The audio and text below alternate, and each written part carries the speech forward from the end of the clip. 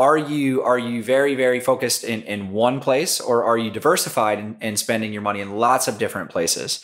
We look at it as just simple math. Each lead source is different. Each lead source has a different quality of lead, has a different average home price, has a different conversion rate, has a different length of time to close. But if you actually are monitoring all of those things, at the end of the funnel itself, it'll tell you what the performance was. And I put $1 in, and this is what the outcome was for it.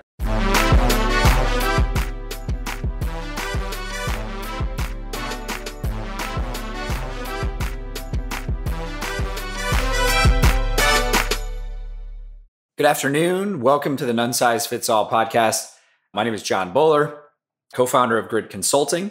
Today, we're going to be talking about lead sources, the different places that you can buy leads, how to track your ROI, and really, how to look at these things as investments and look at them holistically. So, spend a lot of time talking about lead gen, and where are you marketing and how does that all work? Because it obviously is the top of the funnel, and then downstream in the funnel, you start looking at efficiently improving on how to work leads better and convert more leads.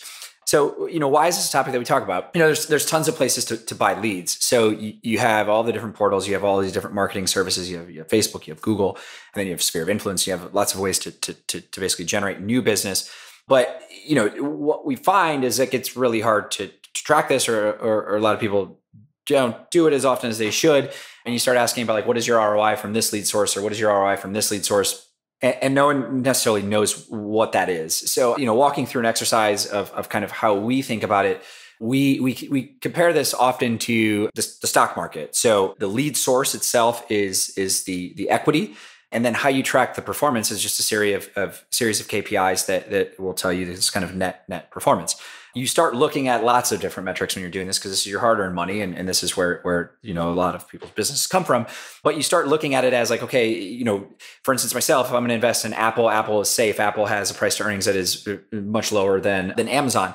But they're very, very different. Like in Apple, I'm investing in this kind of safety net. This is like the predictable lead source, the one that I'm aware of, and I know it works, and it's solid and pays a great dividend. And then Amazon is the one where I'm like, okay, I'm investing in future upside and growth and potential there. So it first and foremost starts with what is your kind of target allocation? Are you very, very focused in one place, or are you diversified and spending your money in lots of different places? We look at it as just simple math. Each lead source is different. Each lead source has a different quality of lead, has a different average home price, has a different conversion rate, has a different length of time to close. But if you actually are monitoring all of those things, at the end of the funnel itself, it'll tell you what the performance was. And I put $1 in, and this is what the outcome was for it.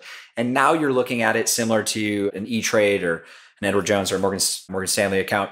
And you can start to strategically say, okay, this is what I should be doing. I think the key is to understand those different variables. So on one end, you have the highest of quality. You have X amount of dollars, the cost per lead is this, the average home price is the highest, the conversion is likely going to be the best, and the length of time to close is going to be the quickest. In that world, it's about simplicity. You're basically creating this simple path, and you're going to follow it, and then you're going to track what your outcome was. It's the safest, the easiest, the least complex. There's other sources that are going to have similar types of quality, but they might be missing this, or you might be competing with more people. That's very real. But again, all these have this kind of dollar in, dollar out. Here's what your net outcome was. In the event that you have a lead source that takes a longer time to close, taking longer to close doesn't mean it's a worse lead necessarily. It just means that you need to treat the lead differently, and you need to incubate it differently. So the length of close just simply, it's like a process thing. It's not a quality, because it's a lead, and leads are good, generally speaking, if you treat them differently than just kind of a one size fits all. There's a fun line. Let's talk about quality. So when I start thinking of conversion and okay, these ones take the least amount of time, that's totally true. But there's 100 different services out there right now that are allowing you to vet leads, which in theory then will change the cost per lead. But if I can vet out 2/3 of the leads or 1/3 of the leads and just get rid of those, yes, that impacts my cost per lead, because I should be not looking at necessarily the raw, but I should be looking at the net, the opportunities, the at-bats that I had. And that should be the thing that decides my decision-making as I'm purchasing these leads. But most importantly, when I think of this, it's diversification. Am I diverse in my approach to lead gen and to marketing?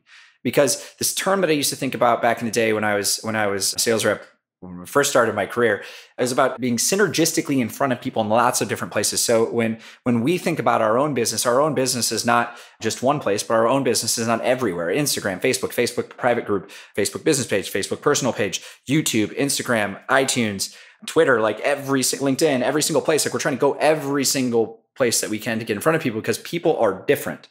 Not everyone goes to one source. So if I can get in front of each of these people and use software and tools, I now can get in front of a larger audience. How that all works, like all of a sudden now I'm working in lots of different places. I'm basically getting in front of people synergistically everywhere. Now I simply put the data into the machine. The machine decides, okay, this is where your best outcome was. That doesn't mean you necessarily have to start moving money around, but you should be testing lots of different places because there's lots of upside in being a part of something in the early stages. So, I like lead sources and lead gen and all this stuff. Like look at it just as a large set of data and workflows, and look at it and say, here's what I need to do, and here's what I need to track, and I need to think strategically about how I'm going to work different lead sources based on their time to close and all that good stuff. But at the end of the day, there should be this kind of raw number that is kicked out that tells you what you should be doing or where you should be spending your money. And then you should make sure that you're super diversified in lots of places because that's just, generally speaking, good business. So that's all I have today. I'm super passionate about this topic. It's all about the math, as always, and process and workflows. Now, feel free to drop us a line. If there's a topic you want us to talk about, we'd be happy to. Follow us on Instagram and Facebook and LinkedIn and all that good stuff. I hope you're having a great week. Rock and roll. Thank you again for listening. Every week I'll be releasing fresh content, so tune in. And if it's of value, please share it with your network.